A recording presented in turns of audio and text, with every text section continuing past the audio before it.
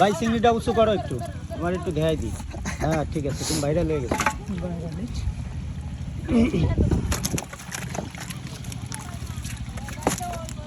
লাল মাছ, টেম্পু মাছ।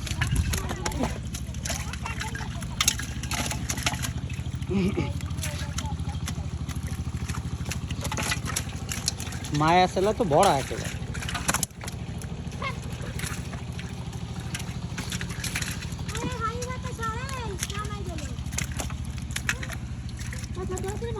মায়া ছেলের কেজি কত করে বেচো ভাই?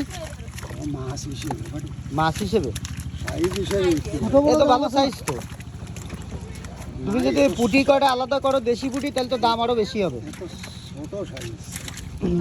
ওই যে দেশি পুঁটি আছে।